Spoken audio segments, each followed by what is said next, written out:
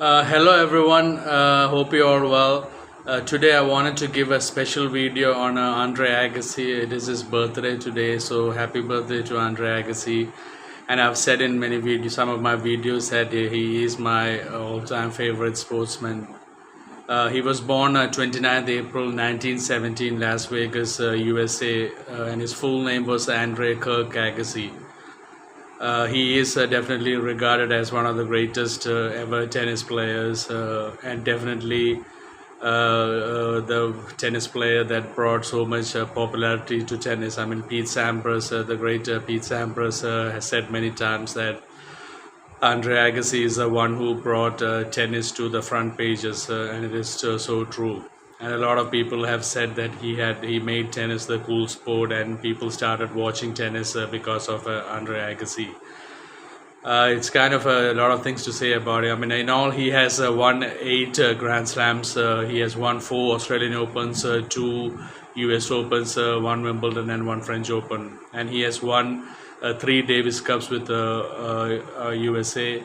And he's also won the Olympic medal, the gold medal in 1996, the Olympic Atlanta medal. And he also has 17 Masters titles to his name, which was a world record at that time, which was obviously broken. And he was a world number one for a long time, especially in 1995 and then after 1999 as well. And there are like two parts of Andre Agassi, the earlier part of Andre Agassi and the second part. And he was called the comeback king as well, because in 1997 he fell to a world ranking of 141, and within the space of 2 to 3 weeks he came back to the top 10, and that's why he was called the comeback king.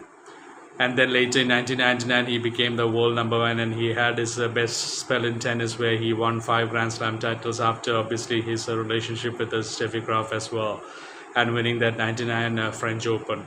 And there was a point where he was in the finals of 4 Grand Slam tournaments in a row. I mean, the 1999 French Open he won. He lost the 1999 finals of Wimbledon to Sampras. He won the US Open 1999, and he won the 2000 Australian Open. That's where he also beat Sampras in the semi-finals. So there was a time where all the 4 Grand Slams, he was in the finals. So that was a major achievement of Andre Agassi. And Andre Agassi, I mean, he had a very special type of game. I mean, he was obviously a baseliner, and he liked dominating from the back of the court. And he was regarded as the best returner of serve without any doubt. And his backhand down the lines were definitely the best that anyone has probably seen. I mean, he was excellent with his backhands down the line, and he was very good of the forehand and the backhand. He was a very reluctant visitor to the net. He hardly ever came to the net, and he could have won a lot more if he had come to the net as well. And he is the first player in the history of tennis to win 4 Grand Slams on 3 different surfaces. I mean, he was the 5th player to finish the Grand Slam, but he was the first player to win it on 3 different surfaces: grass, clay, and hard court. So that is a big achievement in Agassi's name. And he was also the first one to finish the career Golden Slam, which is the Grand Slam and the Olympic medal. First of the second two, there's only 2 players who have done that. And he also won the inaugural ATP Tour Finals in 1990, which makes him the only player to win the career Super Slam, which is the Grand Slam, the Olympic gold medal, and also the first inaugural ATP Tour. So obviously only he can win it because he won the first inaugural ATP Tour Finals. And his father, Emmanuel Mike Agassi, was a former Iranian boxer. He did box for Iran in the Olympics, and he has Armenian heritage. And Andre Agassi, famously, he has raised more than $60 million for an Andre Agassi charitable foundation in Las Vegas, which takes care of high-risk children, underprivileged Black African children. And there's also some Agassi college preparatory schools in Agassi's name. So he's done a lot of things outside tennis. And there was a point when he started playing tennis because he wanted to do these things. He even admitted that he didn't like tennis because he almost felt like he was forced to playing tennis by his father. And most of his life he was like he hated tennis. It was just that he was good at it. But there was a point when Brad Gilbert, his coach, said he decided to start playing tennis again for his charitable foundation. So he's known as one of the most caring athletes ever. And I mean, he was a blockbuster person. I mean, with this advertising, I mean, he had a lot of endorsements with Nike, big time multi-million deals with Nike, and then with Adidas. And there's a lot of business ventures also that he has been into.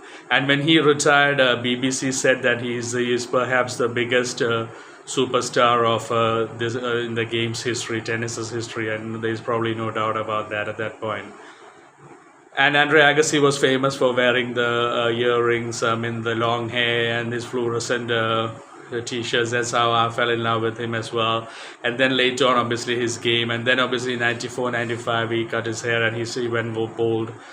And I mean, his game also probably picked up more after that. And he was more serious after 1999. He did have some personal problems after his divorce with Brooke Shields' high-profile marriage in 97, and that's how his rankings fell to 141. And that was a point where he met Nelson Mandela in South Africa.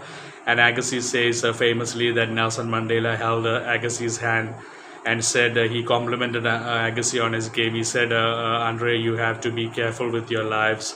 You have to be careful with the choices in your life. And Agassi says that once you hear those words from Mr. Mandela, you can never unhear them. And even when Nelson Mandela died, Agassi's tribute was that he said when the world gave its worst to President Mandela, he showed his best.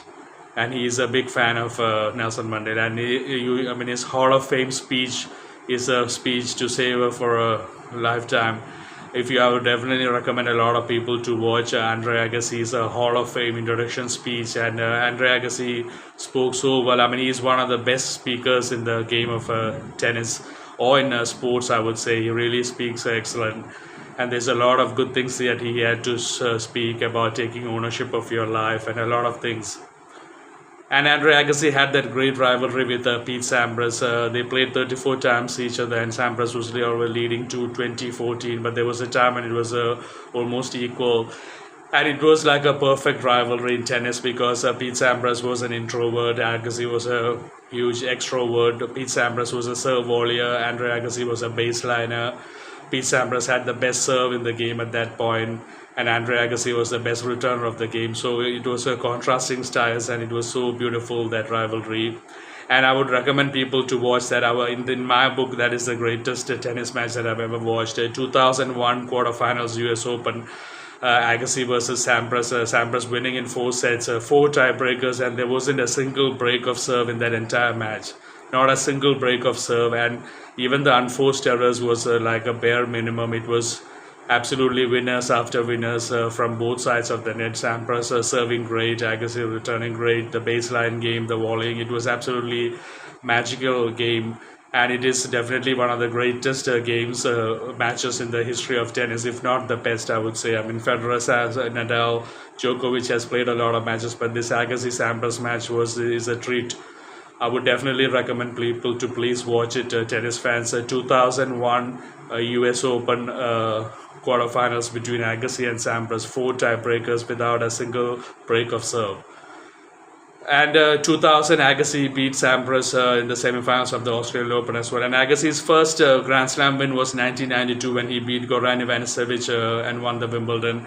Goran Ivanisevic served 37 aces in that match, but still Agassi won. Then 1994, he won the US Open, beating Michael Stich of Germany. 95, he won the Australian Open, beating Pete Sampras. And then in 1999, the comeback time when he beat Andrei Medvedev of Russia. In 5 sets French Open finals. After losing the first 2 sets, Agassi won the last 3 sets to win in 5 sets, and therefore completing his career Grand Slam. And that was a very emotional moment for him. And after that, he was like unstoppable for a few years. I mean, when Andre Agassi was at his best, he was like unstoppable.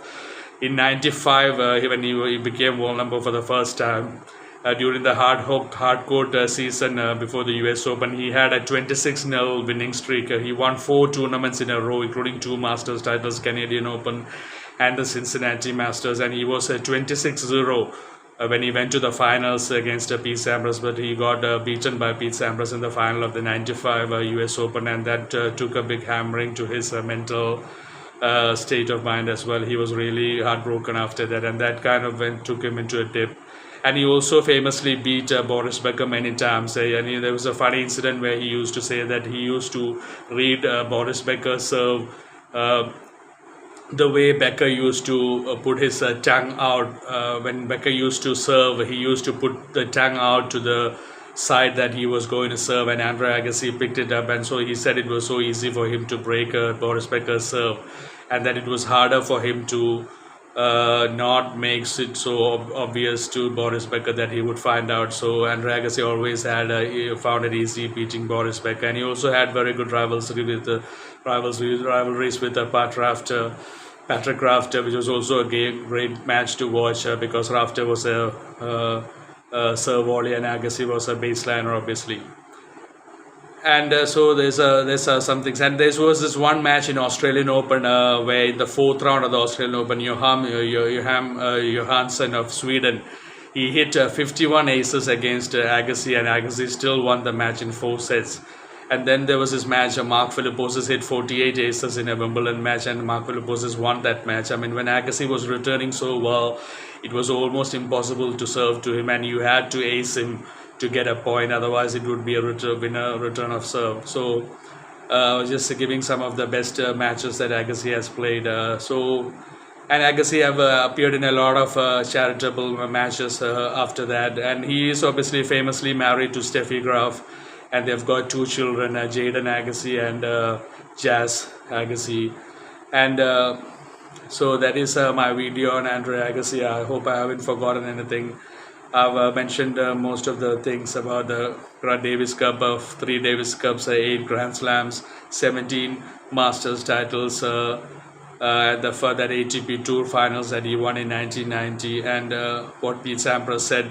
And Pete Sampras also famously once said that Sampras said when he was at his best, the only player that could beat him was Andre Agassi. That was a huge tribute that he gave to Andre Agassi. And Andre Agassi, when Pete Sampras retired, also said that the best player that he has ever played against and the best player that he has ever seen was Pete Sampras. They had a lot of respect for each other, and Agassi-Sampras rivalry was one of the best rivalries in tennis. It was so beautiful because of the contrasting styles. Anyway, that is my video on Andre Agassi. I still play a lot of videos of him to check. I mean, a lot of people can go on YouTube and check a lot of matches of him. I mean, he was aggressive non-stop, like Roger Federer said, and he liked dominating. So anyway, that is my video on Andre Agassi. Take care and God bless you.